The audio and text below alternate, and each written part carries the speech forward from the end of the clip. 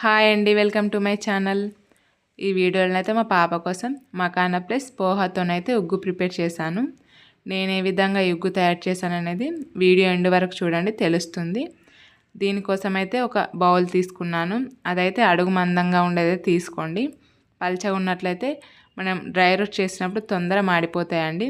కాబట్టి కొంచెం అడుగు మందంగా ఉండేదైతే తీసుకోండి. అలానే ఈ ఉగ్గు ప్రిపేర్ చేయడానికైతే 2 కప్స్ మకానా తీసుకున్నానండి. ఇక్కడ వీటిని లో ఫ్లేమ్ పెట్టుకొని డ్రై రోస్ట్ చేసుకోవాలండి. ఇవి మనం బయట తీసుకున్నప్పుడు ఎలా ఉంటాయంటే ఎయిర్ ఉండకుండా కొంచెం మెత్తబడైతే వస్తాయి కదా. ఇలా డ్రై రోస్ట్ చేసుకోవడం వల్ల మంచిగా క్రిస్పీగానైతే అవుతాయండి.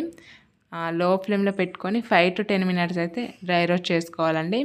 ఈ మకానా అనేది తామర గింజలతోటి తయారు చేస్తారండి. వీటిని మన పిల్లలకి ఇప్పటి నుండి అలవాటు చేయడం వల్ల చాలా హెల్త్ బెనిఫిట్స్ ఉన్నాయండి ఇందులో. కాబట్టి ఇప్పటి నుండి అలవాటు చేయడానికైతే ట్రై చేయండి. అలానే దీనికోసం 2 కప్స్ మకానా తీసుకున్నాం కదా, 1 కప్ అయితే పోహా తీసుకున్నానండి. ఈ పోహా కూడా చాలా మంచిదండి పిల్లలకు తినిపించడం వలన. దీని ద్వారా ఇన్స్టంట్ ఎనర్జీ అలానే బ్రెయిన్ డెవలప్మెంట్ కూడా చాలా బాగుంటుందండి. దీన్ని కూడా లో ఫ్లేమ్లో పెట్టుకొని 5 to 10 మినిట్స్ అయితే ఇలా డ్రై రోస్ట్ చేసుకున్నాను. ఇందులో చూపించిన విధంగా కొంచెం కలర్ చేంజ్ అయ్యి ఇలా నలిపితే నలిగే విధంగానైతే ఉండాలండి. మకానా అండ్ పోహా ఈ విధంగా లో ఫ్లేమ్లో పెట్టుకొని డ్రై రోస్ట్ చేసుకోవాలి. ఇక్కడ చూసారు కదా, ఈ విధంగానైతే డ్రై రోస్ట్ చేసుకున్నానండి మకానా అండ్ అలానే పోహాని. ఇలా చేతితో నలిపితే నలిగే విధంగానైతే ఉండాలి. ఇవి కొంచెం చల్లగైన తర్వాతనైతే ఒక మిక్సీలో వేసేసుకొని మెత్తడి పౌడర్లను అయితే గ్రైండ్ చేసుకున్నాను ఈ విధంగా. ఇది కొంచెం చల్లగైన తర్వాత ఒక ఎయిర్ టైట్గా ఉండే గ్లాస్ కంటైనర్లను అయితే ఫిల్ చేసుకోండి. ఈ పౌడర్ని అయితే మనం 1 మంత్ దాకానైతే యూజ్ చేయొచ్చు.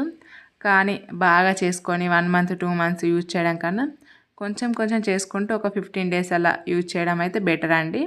అలానే ఇక్కడ ఉగ్గు ప్రిపేర్ చేయడానికైతే ఒక బౌల్ తీసుకున్నాను.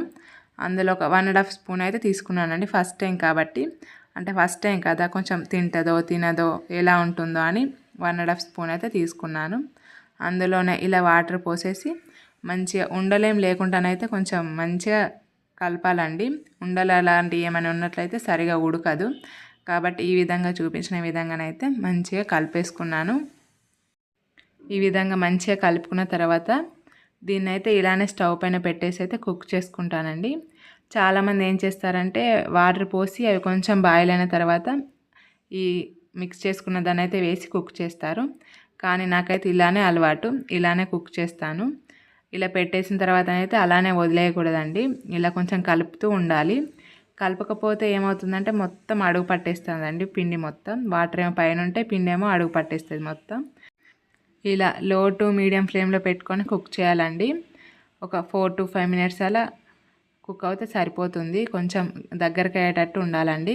ఇక్కడ చూపించిన విధంగానైతే కొంచెం ఈ కన్సిస్టెన్సీ వచ్చే వరకు అయితే కుక్ చేయండి. కొంచెం లూజ్గా, మరీ గట్టిగా కాకూడదండి. ఎందుకంటే ఆఫ్ చేసిన తర్వాత కొంచెం గట్టిగా అవుతుంది కాబట్టి.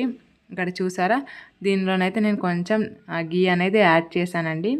1 year లోపు బేబీస్కి అయితే అస్సలు సాల్ట్ అయితే యూజ్ చేయొద్దు. 1 year ప్లస్ బేబీస్కి అయితే యూజ్ చేయండి. కానీ 1 year లోపు వాళ్ళకైతే అస్సలు యూజ్ చేయొద్దండి సాల్ట్.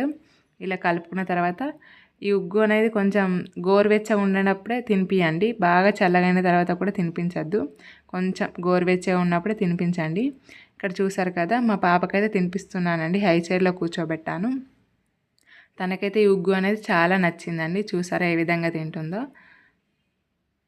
ఈ వీడియో నచ్చినట్లయితే లైక్ చేయండి. అలానే ఫస్ట్ టైం మన ఛానల్ని ఎవరైనా చూస్తున్నట్టయితే సబ్స్క్రైబ్ చేసుకోండి.